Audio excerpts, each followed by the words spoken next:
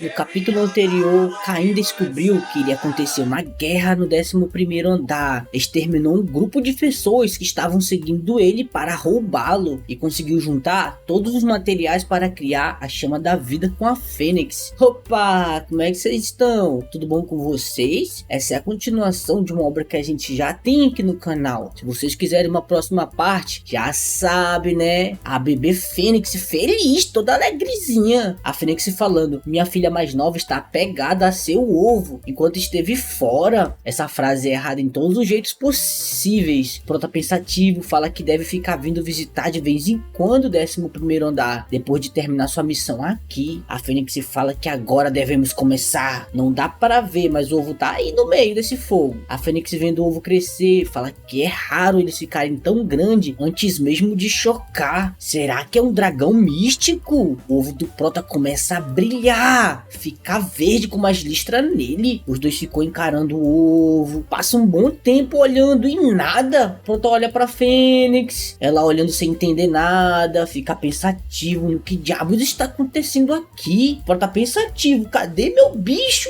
Mesmo depois de esperar um longo tempo, o ovo não chocou. A Fênix nervosa explicando que é a sua primeira vez vendo isso acontecer, mas consegue ver que a família dentro do ovo está completamente desenvolvido, mas por algum motivo está se recusando a sair dele. Ela dá uma suspirada, manda esperar um pouco, quem sabe ele mude de ideia e resolva sair a qualquer momento. O Prota encarando o ovo, fala: tudo bem, vamos esperar. Depois disso, o Prota e a Fênix fizeram muitas outras chamas para o ovo, porque ela disse que talvez ele não estivesse satisfeito. O ovo do Prota ficou enorme e seu familiar continuava a se recusar a sair. A Fênix cansada, dizendo que isso já está deixando ela louca. O Prota sem entender nada. O que está acontecendo, velho? Ela analisando, fala que talvez essa seja a razão. Falta motivação para ele sair. Ela diz para ele que sonhos são os que ajudam eles a crescer. Em lugares que sonhos não existem, talvez eles não sintam motivação para nascerem. Pelo que ela saiba, todos os humanos têm um sonho. E você, qual é o teu sonho? O Prota de noite, na beira do penhasco, pensando sonhos, né? Como a Fênix falou, eu não tenho nenhum sonho. E mesmo que se tivesse, seria apenas vingança. E isso não é um sonho, é apenas um objetivo. Ele sempre acreditou que sonhos eram coisas trivais. O que vai fazer agora? A bebê Fênix se aproxima. O Prota fazendo carinho nela, pergunta se ela veio alegrar ele. O bebê fala: chip, chip, chip, chip.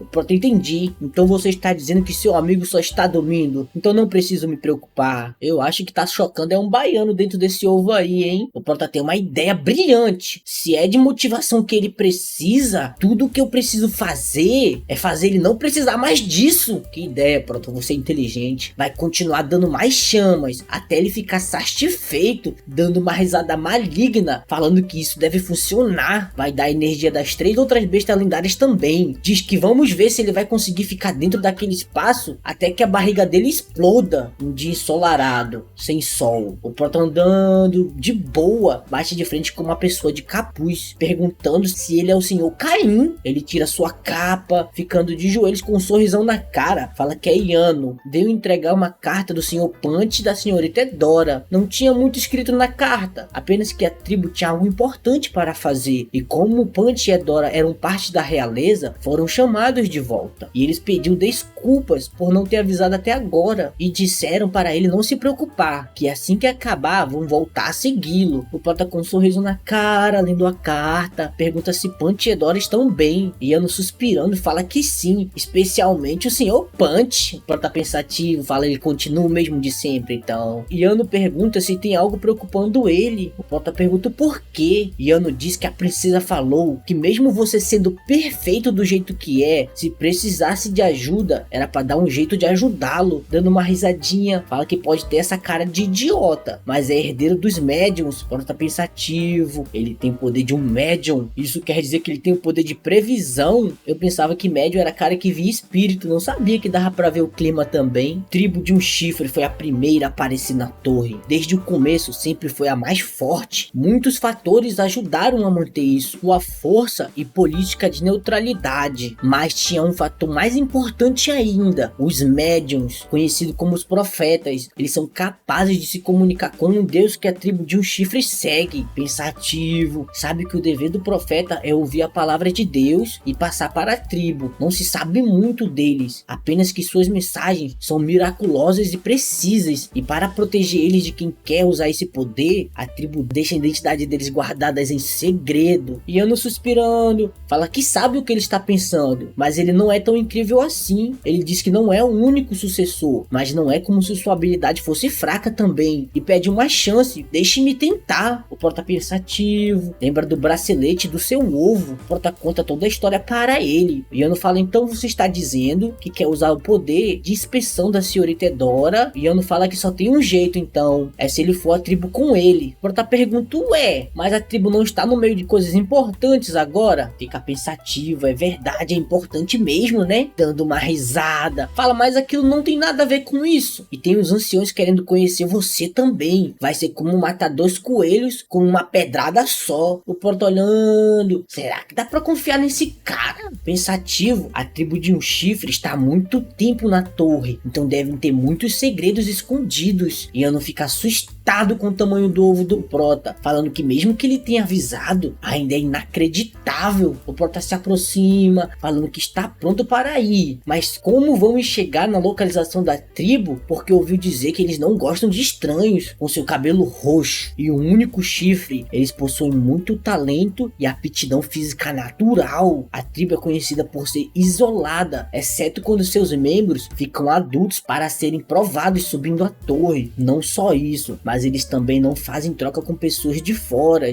Yano fala que tudo isso é mentira. Como poderiam manter uma vila sendo tão misteriosos assim? Eles dão boas-vindas a forasteiros e até tem alguns mercadores viajantes que trabalham na nossa vila, entregando um papel. Fala que é um ticket para sair da torre, mas tome cuidado, quando estivermos indo para a tribo, ela tem uma barreira muito poderosa, não pare de me seguir. Yano rasga o seu ticket e desaparece. O Prota olhando para trás, vê a caverna da Fênix, fala que daqui a pouco eu volto. Ele chega em um local aberto, Yano falando para seguir todos os passos que ele der. Se ele errar algum passo, pode acabar ficando preso na barreira para sempre. Assim que dá o primeiro passo, começa a desaparecer no meio da névoa. O Prota fala que essa é a Arte Jin. A tribo de um chifre criou uma habilidade e chamam ela de Arte Jin. Essa habilidade permite que os usuários distorçam o ambiente em volta. É parecido com os circuitos mágicos. O Prota pisando na marca, diz que não sabe exatamente o que é isso, mas entende a essência. Ele começa a entrar na névoa e chega em um campo florido. Yano andando, fala que estamos quase chegando na vila. O Prota usa sua visão do dragão. Vendo o Yano ir andando, fala que acha que está começando a entender. Não parece que tem um padrão, é como se estivesse seguindo um fluxo da energia. Fala que isso lembra o circuito mágico. Acha que consegue aprender a maior parte do caminho. Yano andando e falando a direção para não errar. 45 graus à esquerda, 16 graus à direita. O Prota pensativo, olhando para o chão, começa a ir em outra direção. Yano gritando: para onde você está indo? No seu primeiro passo, ele já sai da barreira, olhando uma pequena vila, fica se perguntando se esse é o local certo. Ele fica surpreso com uma voz falando na sua mente, em pensar que um forasteiro pudesse passar pela névoa Jin. Ele fica pensativo: da onde veio essa voz? Yano perguntando: por onde você foi? Fala que o Prota que ele é muito sortudo por ter conseguido sair. O Prota dizendo que eu saí porque eu vi um caminho. Yano perguntando: o quê? O Prota falando que viu um caminho mais rápido, por isso não precisava se preocupar. Yano pensativo, ele conseguiu passar por um caminho que eu tive que memorizar. Ele é um monstro. O Prota olhando o céu, fala que achou que seria diferente por eles serem da tribo de um chifre, mas parece que não. Vê um grupo de figurantes agricultores, vê 2 crianças figurantes brincando, andando pela vila. Fala que é igual uma vila de campo normal. 2 figurantes velhas falando: ué, um humano? Não sabia que teríamos visitas hoje. Uma pessoa apontando, falando: olha, é o Yano. Ele não tinha ido em uma missão para a princesa. Então aquela pessoa de máscara é... O Prota se pergunta o que falaram para eles, para estarem me olhando dessa forma. Ele escuta alguém chamando seu nome. É Edora vindo correndo na sua direção. O Prota pergunta se ela esteve bem. Edora Edora ofegante, falando que sim, e pede desculpas por não ter conseguido avisar antes. Acharam que seria coisa rápida. O Prota consolando ela, fala que ouviu que aconteceu coisa complicada, relaxa, essas coisas acontecem. Ela dá um sorrisão, falando tudo bem. Os figurantes vendo ela rindo, fala que nunca pensaram que viriam a princesa deles assim. Assim que o Prota se vira, ela já dá uma olhada assassina para eles. Já saem falando que tem que voltar ao trabalho. Uma pessoa se aproxima, perguntando se esse é o nosso convidado. Nayu dando um sorrisão. Então é você, o humano que minha filha e filho têm falado tanto. O Prota observando, pensativo. Esse é o chefe da tribo. Ele é conhecido por ter trazido uma grande mudança para a tribo de um chifre. O Rei Maciel. O Prota vê uma aura negra que cobre o Rei Maciel. Fica olhando mais um tempinho. O Rei Maciel dá um sorrisão falando: ó, você é incrível mesmo, hein? Consegue ver até isso? Faz sentido porque você conseguiu sair da barreira. O Prota fica surpreso com o que estava vendo. Punch perguntando por que o irmão mais velho viu, pai. Seu pai fala que ele viu algo interessante, mas ainda é muito cedo para uma manga verde como você. Punch irritado, falando que tudo bem então, fazendo beicinho. O Rei Maciel fica sério, falando que então agora vamos voltar ao assunto principal. O Prota se perguntando se fez algo de errado vendo aquilo, ou não deveria ter passado pela barreira sozinho. O Rei Maciel pergunta quando o Prota vai casar com a sua filha. Punch irritado ainda porque não sabe o que o Prota viu. Edora envergonhada escutando isso. Ele pergunta de novo: quando é que você vai casar com a minha filha, hein? Edora séria, dá um grito bem alto.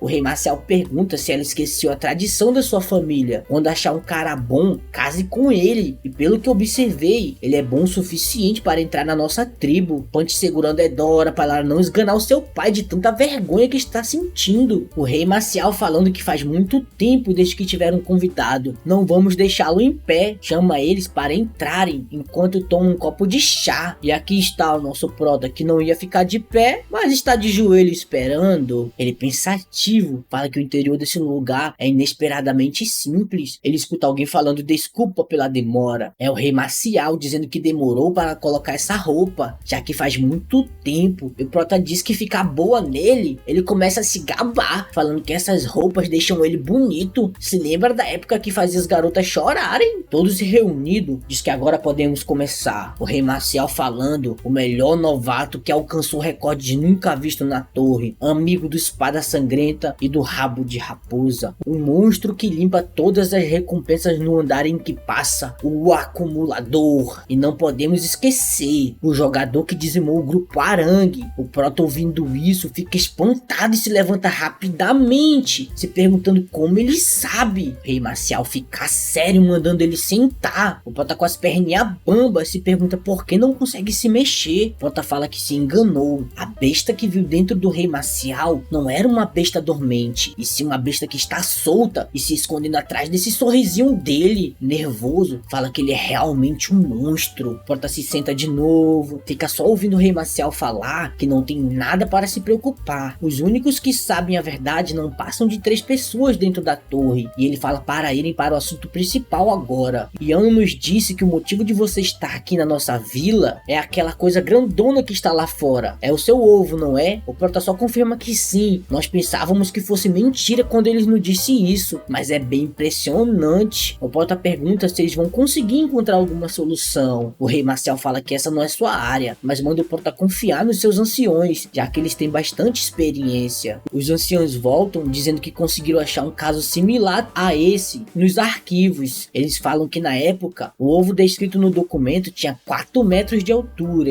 e ele só chocou depois de absorver uma substância. Mas o incrível é que a besta que nasceu foi um dragão do vazio. Punch falando como pode existir pessoas tão privilegiadas assim. Edora fala que pelo que estudou, as 4 bestas lendárias não nasceram na torre. O ancião fala exato, as bestas não nasceram aqui, vieram do mundo de fora. E esse caso que estamos falando foi antes mesmo da torre ser criada. O Rei Maciel pergunta, e já que nasceu um antes, então quer dizer que pode sair um dragão do vazio ou algo do tipo desse ovo, não é? O ancião fala que que sim, mas esse ovo cresceu de forma anormal por um motivo desconhecido, e para tratar isso será preciso de uma semente lunar. O Prota pensativo, que diabos é isso, semente lunar? Edora fala que é uma semente herdada dentro da nossa tribo, geração por geração, por isso não é conhecida por outras raças, porque elas não sabem seu uso. O Prota pergunta o que poderia fazer para obter essa semente lunar. O Rei Marcial dizendo, então você quer a semente lunar que só nasce na nossa tribo, hein? Ele suspirando fala que como sua filha disse, é uma erva rara aqui na nossa tribo, e única, e uma única raiz leva 15 anos para crescer. Punch e Edora sem entender do que ele está falando. O Prota fala que como ele pode ver, não tem muito o que oferecer, mas se puder pagar outro momento. O Rei Marcial fala que aqui não aceitamos fiado. O Prota fica pensativo em que artefato pode dar para o Rei Marcial, Vrigrit ou Est. O Rei Marcial, lendo a mente do Prota, fala que ele não precisa trocar nenhum item, em vez disso, nos pague com trabalho braçal. Rindo, ele pergunta se ele sabe da guerra entre o clã Dragão Vermelho e o clã Espada Azul. Nós vamos participar dela como mercenários e ele precisa que o Prota ajude nessa guerra. O que você acha? Uma missão surpresa aparece. A mensagem manda ele se juntar como convidado da tribo de um chifre e se destacar para ganhar as melhores recompensas. O Prota pensativo fala que é uma guerra que eu iria participar de qualquer forma por causa da sua vingança e estava pensando em um jeito de se envolver nessa guerra. Fica pensando se deve se juntar como mercenário da tribo de um chifre ou não. Fala que pode ser uma boa oportunidade para ele, já que vai resolver seu problema com seu ovo e ainda vai participar de brinde da guerra. Fala que não entende por que a tribo de um chifre, que não se envolve em grandes eventos da torre, está se envolvendo dessa vez, mas ele tem umas teorias. Deve ser por causa do deus da lança, que era da tribo de um chifre. Não sabe o que ele fez, mas é bem provável que seja por causa dele que a tribo vai se envolver. O Prota pergunta se eles vão estar do lado do clã Espada Azul. O Rei Marcial fala que sabia que ele era bem esperto. Ele pergunta se o Prota aceita ou não. O Prota fica pensativo e decide se juntar à guerra. O Rei Marcial bate na mesa feliz, dizendo que é desse tipo de coragem que gosta. Manda o Prota prestar bastante atenção no que vai acontecer nessa guerra. Vai ser uma boa fonte de experiência para você que quer subir na torre. Ele faz um discurso dizendo que Caim, o acumulador, vai participar na guerra como parte da tribo de um chifre e pergunta se alguém é contra. Uma pessoinha levantando a mão. Ele diz que é contra isso. O Rei Marcial pergunta o que ele quer falar. Jang fala pai. O Rei Marcial fica pensativo. Pai? Ele fala para Jang que isso é uma reunião oficial, então tome cuidado com o que fala. Olhando para o Prota, menosprezando ele. Não podemos deixar um ninguém como ele que não tem habilidades confirmadas e ainda por cima alguém que nem passou o 11º andar ainda se juntar a nós. Edora fica braba perguntando se ele está tentando dizer que não pode aceitar alguém que nós, os príncipes, recomendamos. Jang rindo fala que é isso mesmo, como um mero humano pode se comparar conosco. Edora séria pergunta se ele está disposto a apostar nisso. Jang rindo da cara dela fala por que eu não apostaria, vamos? Rei Marcial manda eles pararem com isso e se eles quiserem brigar que vão lá para fora, eles estão acabando com o clima daqui. O Rei Marcial pergunta se Jang não confia no Caim. Olhando o Prota, fala que se é assim, podemos testá-lo. E acabou. Se você ficou até aqui, comenta aí embaixo café. Fui!